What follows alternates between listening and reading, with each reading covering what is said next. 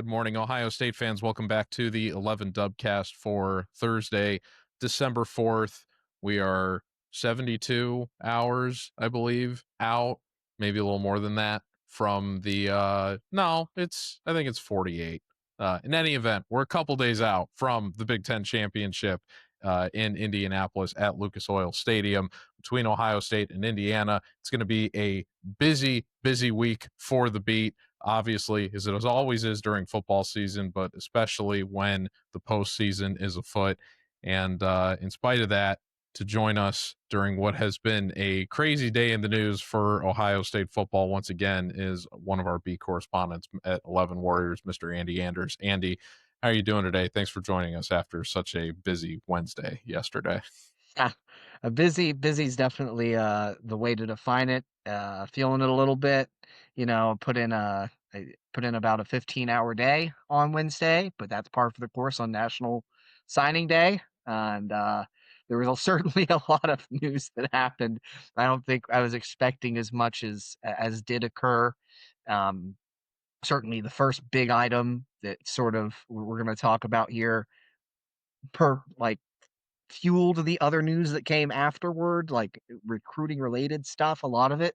But yeah, just a long day in the office, but like I said, you expect it on National Signing Day.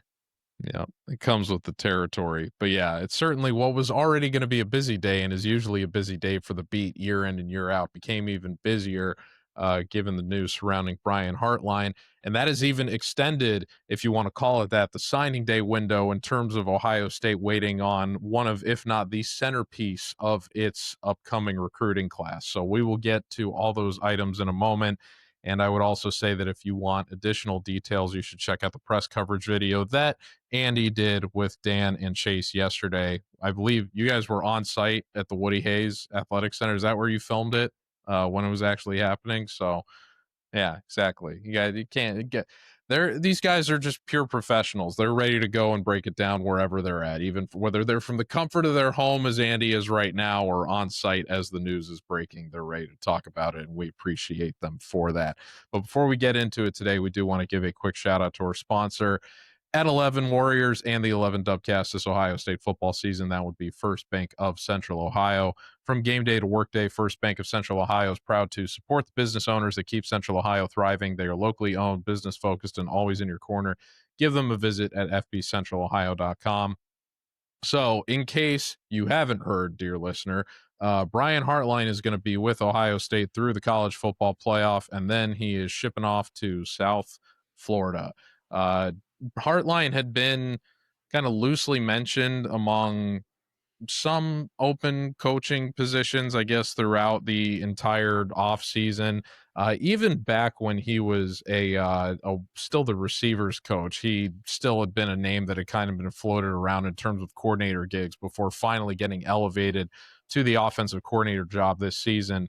It seems kind of, as an Ohio State fan, given how much of Hartline's image is attached to Ohio State going back to when he was a receiver here, and even if you're just an Ohio sports fan in general and you remember his time with the Cleveland Browns, it's hard to separate Ohio from the image of Hartline. But it is important to remember that he spent the best years of his career with the Miami Dolphins. So he is someone that's familiar with the South Florida area. I believe USF is actually over in closer to Tampa than actual South Florida, if my geography is correct. But that being said, he's familiar with the state. So I think it's a good fit for him in that respect. That being said, he had been, as Penn State had been kind of used as leverage for a lot of other coaches, such as Matt Rule at Nebraska and a few others in recent days, as the coaching carousel has picked up steam in the infancy of the postseason with the regular season now over. A lot of coaches have been using Penn State more as leverage to get pay raises at their current gigs rather than actually taking the vacancy that was left by James Franklin at Penn State.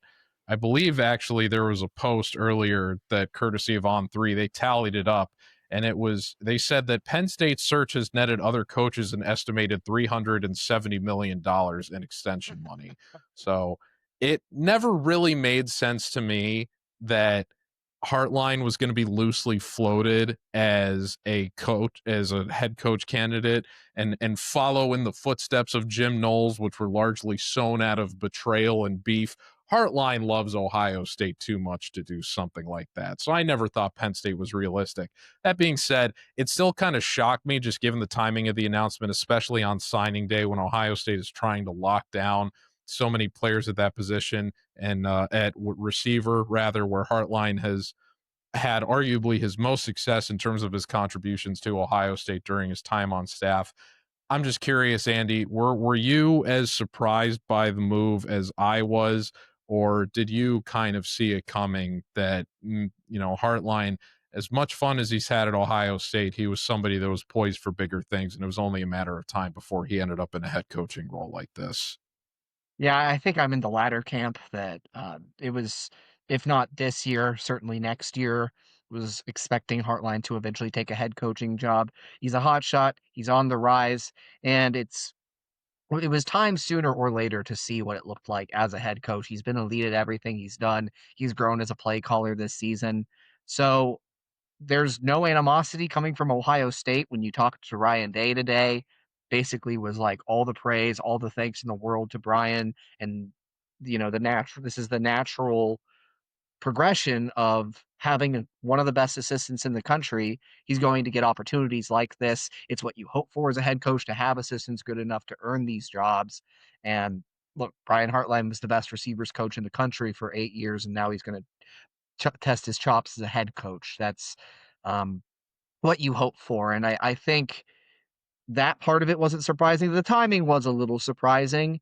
And I understand a little bit. Like, I think Ohio State largely was caught off guard. Like this, in Ryan Day's press conference, the indication was this all like happened in a span of 24 hours. Like there wasn't a whole lot of conversation, a whole lot of like back and forth over a week or something. It was kind of I think he sudden. even admitted the timing wasn't great, but he said he understood Yes. that it's just a Yeah. matter of the environment. Right. He specifically said that that's not Brian's fault. That's other people's fault. You can maybe guess who other people are, but the calendar definitely Poachers. adds to this. Yeah, definitely. The calendar definitely adds to this, and just like the calamity of having National Signing Day during Big Ten Championship Week, or during Conference Championship Week in general. And there's all these other things that coaches are getting pulled multiple different directions. Like the college football calendar needs fixed. That's a separate conversation. As it pertains to Hartline, I think this is an ideal like stepping stone for him. Um, I agree that I didn't see him at Penn State, but for maybe slightly different reasons. I think that would have been too big a jump off of the rip for Brian Hartline. You would immediately go to a place that clearly expects to be in the national championship hunt. Like James Franklin got fired because he couldn't get them to that level. They weren't happy with going 10-2 consistently. And then you had the 3 losses in a row that were really bad this year. But that's the expectation at Penn State, where Penn State also doesn't have the resources, the track record quite to the level of those programs that are consistently winning national titles. And you're a first time head coach. There's so much you learn your first time on the job. Not everyone, it's very rare that someone is Ryan Day and can just jump straight from coordinator to a huge job, at a blue blood. And so South Florida, you look at Brian Hartline's recruiting track record. I mean, look at the receiving room now. Each of Ohio State's top 3 receivers either played their high school ball or are from South Florida. Ennis and Jeremiah Smith being the two from there, and Carnell Tate, originally from Chicago, played at IMG Academy down there in Bradenton during most of his high school career. I believe 3 of the last 4 years of his high school career. He has hammered that area on the recruiting trail throughout his tenure at Ohio State. And so now you have built-in ties, the relationships already established down there.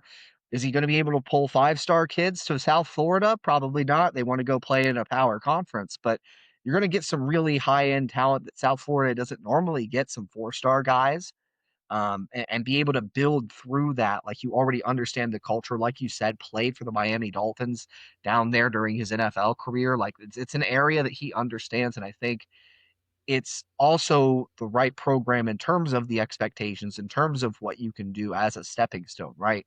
You get to South Florida, you rattle off one or two 8, 9 win seasons. Like, look at what just happened with Alex Golesh down there. Gets the big power four job after a couple of good seasons at South Florida.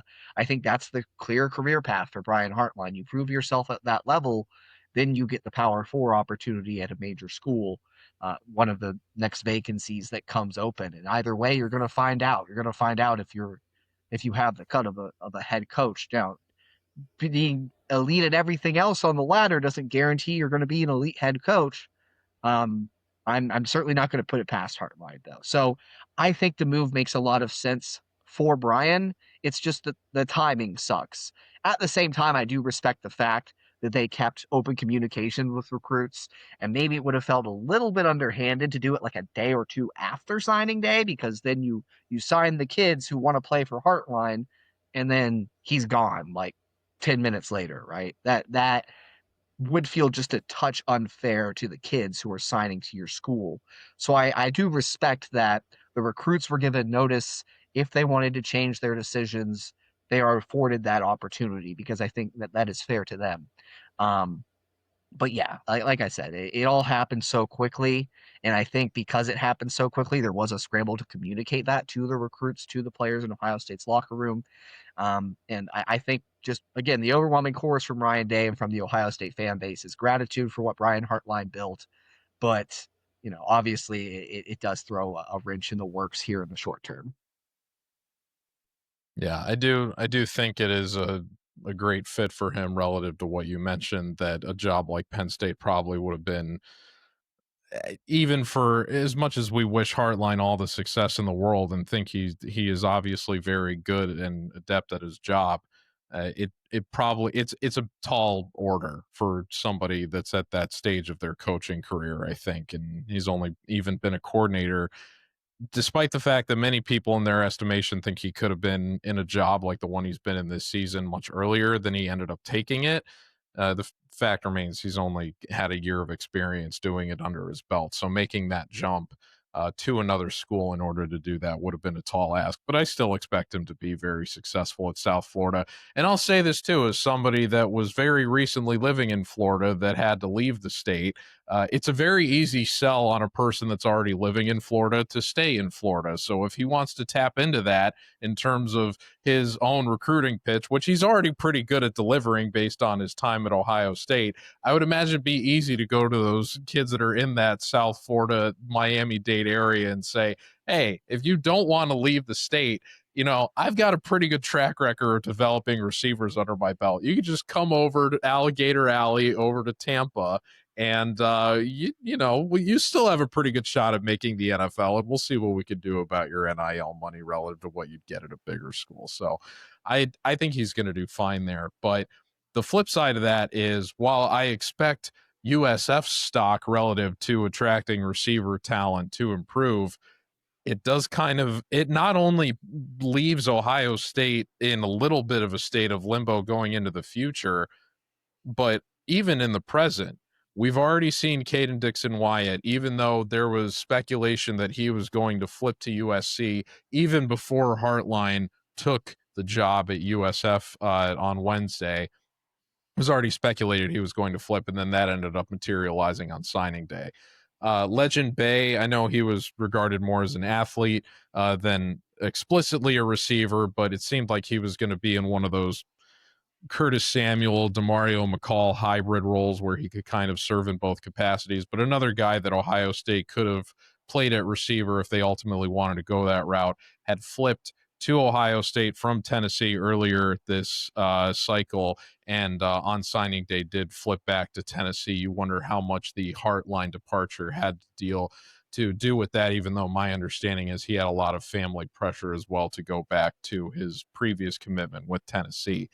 And then, of course, there's, as we're recording this Wednesday night, one of the centerpieces of Ohio State's recruiting class this cycle, Chris Henry Jr., somebody who had been regarded as next guy up relative to that Jeremiah Smith level of talent coming in at that position. It's now what was previously considered to be a pretty rock solid commitment for Ohio State, Oregon had already been trying to sell him very, very hard on flipping, and they only got more fuel to their fire today in terms of doing that. And now, even on as we're moving past signing day, and again, this is coming out Thursday morning, we're recording this Wednesday night, so who knows if Henry ends up changing his mind, reinforcing his commitment, or going elsewhere by the time that you listen to this. But as we are recording this, there's uncertainty there in terms of will he or won't he, that you can't feel great about if you're an Ohio State fan relative to the other flips. So all of that is to say is, we've been I keep saying it as a theme on this show that we are unbelievably spoiled as Ohio State fans. In no area have we been more spoiled long term than the embarrassment of riches that this school has had at receiver, not only in terms of top level talent that has gone on to the NFL, but also the depth of the receiving room. And we've may very well now, with the departure of Hartline, be at a position where that era is coming to an end. There's certainly a case to be made that that isn't true. That given if Day is going to be around long term and his record of success developing quarterbacks, you would think the people that are going to be receiving the passes from those quarterbacks that continue to go to the NFL and continue to perform at a high level, like Julian Sayin has, like Will Howard did last year, and CJ Stroud before him. And Kyle McCord wasn't too shabby, even though maybe we don't have the rosiest opinions of him, but there's a reason he went on to go and break every ACC passing record at Syracuse. I think it'd be far fetched to say Ryan Day didn't have a hand in that. But the point is, somebody's got to catch those passes from the quarterbacks. And so there's going to be production to be filled by receiving talent that you'd think would be able to measure up to that standard at least. May not be in a position where you've got an Olave, Garrett Wilson, Jameson Williams type of receiving room where you've got three guys that are all going within the top 12 picks of the NFL draft by the time they're all out of college. But I don't know if there's going to necessarily be this huge drop off from grace, but I'm wondering if they're going to stay around the same level now that Hartline is on his way out. I'm curious how you feel about that, Andy. Are you concerned that there's going to be a significant drop off? Or given the standards that Ohio State has for itself, do you think that there's at least going to be a reasonable attempt, if maybe a little bit of turbulence in the beginning, in filling those shoes of Hartline and ultimately the standard set of receiver by this university for the last I a decade feels like a little bit much, but it's been set at least since Zach Smith left the staff, if you want to call it that, and Hartline became his replacement and obviously went off to all the success that he's enjoyed. How do you feel about that? Yeah, first I should point out, since you brought up like the greatest Ohio State receiving room ever, Jackson Smith and Jigba also on that roster. Currently the best receiver in the NFL, at least this season has been. So, gotta add that in there just to like really dig down on the embarrassment of riches. Do I think it's gonna Of be course. at that level going forward? Probably not. I mean, it's ridiculous. Like, you can't do any better at any position than Brian Hartline has done especially the last like 5 years, 6 years at wide receiver. But you go back before him, right? And you look at, Ted Ginn Jr., you look at Santonio Holmes, you look at Michael Thomas. Like, there have been great receivers, and Ohio State had an argument for receiver U before Hartline got there. He just kind of put a stamp on it and said, "No, definitely." Like the last 8 years. So I still think Ohio State is going to attract some of the top receiver talent in the country. And in fact, even if you don't ultimately sign Chris Henry in this class, you have a 5-star coming up in 2027 who's an Ohio kid who there doesn't seem to be any indication of a flip there with Jameer Brown. Um, I think they're going to be able to continue to attract top talent because they're going to continue to have an elite passing game. Like, who doesn't want to go and play with guys like Julian Sayin? Who doesn't want to be paired up with elite receiving talent like a Jeremiah Smith, like a Jameer Brown when he gets there, like a Quincy Porter when he comes up? I think also you can't forget about the portal in this conversation. Like, there was already a little bit of talk that maybe it would be wise for Ohio State to portal a wide receiver this offseason. If you're waiting to see who follows Brian Hartline, and I don't want to speculate on that, but there are, some South Florida kids, especially some young South Florida kids on this Ohio State roster right now. Um, I think the portal can also fuel, like, you can go and get premium guys in the portal if you sort of miss on certain recruits in a given cycle, like especially this cycle, if you do ultimately get the flip from Chris Henry Jr. and Jaquaden Guilford still hasn't signed to Ohio State yet either, who is another four-star prospect they have committed there that the staff is very high on. I also want to say Mark Pantoni called him the most underrated wide receiver in the class of 2026. I agree with that assessment. I kind of tweeted something to that fact before the press conference today. Brock Boyd, man, I can't believe he's only a 3-star. I can't believe he's only a 3-star. The kid, 1,875 yards in one season at like a powerhouse Texas program. Like that, he set school records at like one of the staple programs of Texas high school football, and he's a ridiculous athlete, blazing fast, really shifty.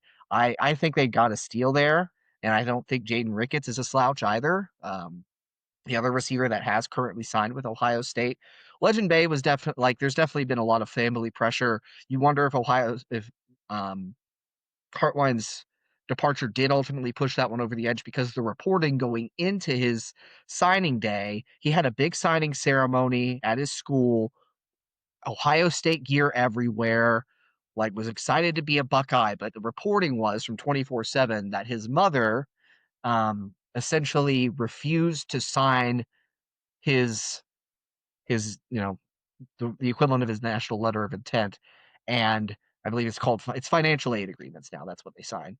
But his brother refused to sign it, and the plan was that Ohio State was going to wait 3 weeks until he turns 18 and then accept his signing through their compliance office because that's like guardianship stuff, right?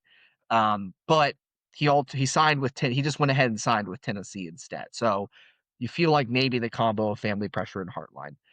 I'm losing a little track of the broader topic, though. Wide receiver, I think Ohio State, it's not going to be to that insane multiple first round draft picks on every single roster every year, maybe, but I still think they're going to have elite guys. They're still going to produce first rounders, maybe at a slightly lower clip, but at there's still going to be some guys to come through this program because of the attraction of playing for Ryan Day and the quarterbacks he recruits and develops, and the knowledge of the passing game that's there, and just generally the attraction of Ohio State, right?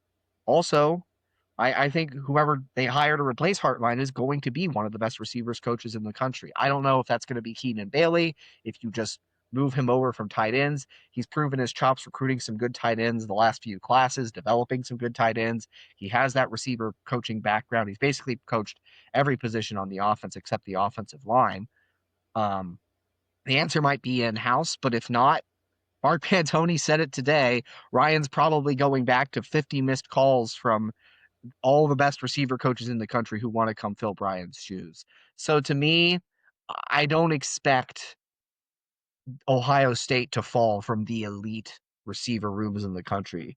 Are they going to be like clearly defined best each year? There might be a slight drop off, but what Brian Hartline produced, the standard he set, and what I think will continue to go forward, I don't think Ohio State's losing its wide receiver U staple anytime soon. A bit of breaking news here on the Dubcast. I'm being told that in light of Brian Hartline's departure today, Jameer Brown has scheduled an appointment with a tattoo removal specialist to get the block O taken off of his arm. So I don't know, maybe. No, I'm totally kidding. I do think that Ohio State has that You commitment got me for pretty. a second there. I was Oh, come on! I don't break any legitimate news on this Hey, show. I'm look, not like you, Andy. sometimes a message comes across our work group chat. I thought maybe I missed something while we were recording. It's like, No, Bucko tattoo. I'm not a serious big boy journalist like you and Dan. I'm just some guy with a microphone and a Waffle House hat. But yeah, I think Jameer Brown, given the proximity to Columbus, that and the the body art, if you want to call it that. I think that they're in pretty good shape with his commitment and that being reaffirmed. I think short term they'll probably be okay. I What happens 2 years from now, what this receiver room looks like is maybe a little bit more subject for discussion.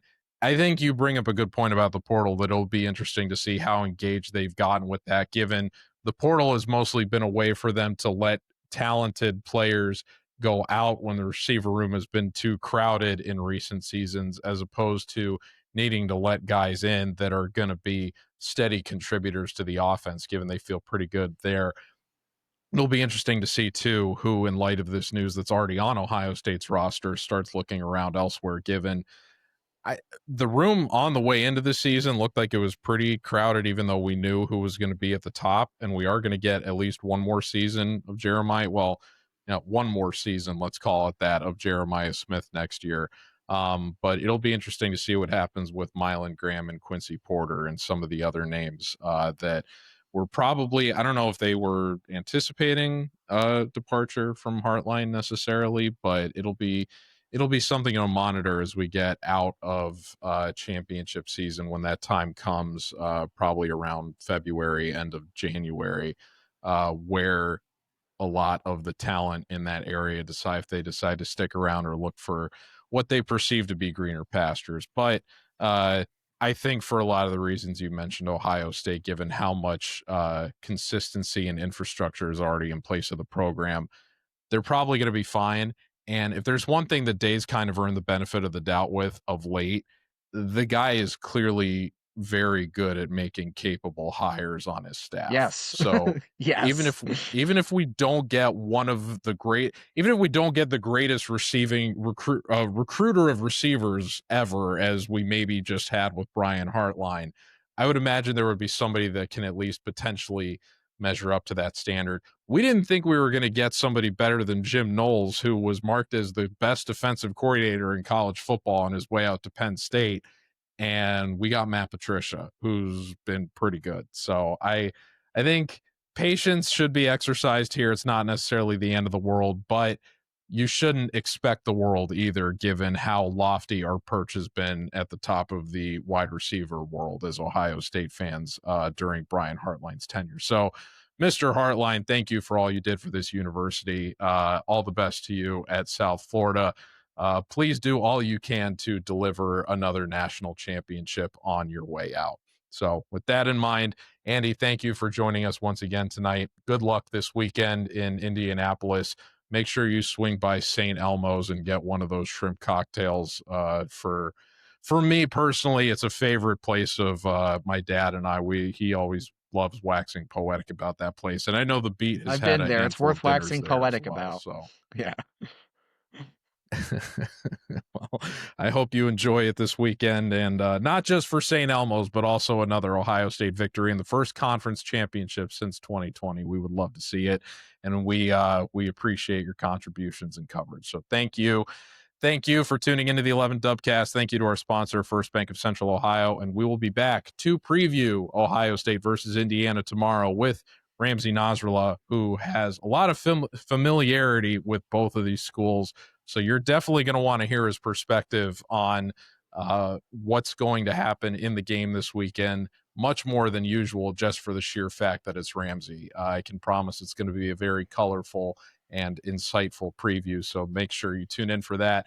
And yeah, you can look forward to the release of film study from the Michigan game, courtesy of Jones, in a couple hours here if you're listening to this in the morning. So stick around the 11 Warriors YouTube channel for more content. Thanks for tuning in, and we'll be back soon. Take care, folks.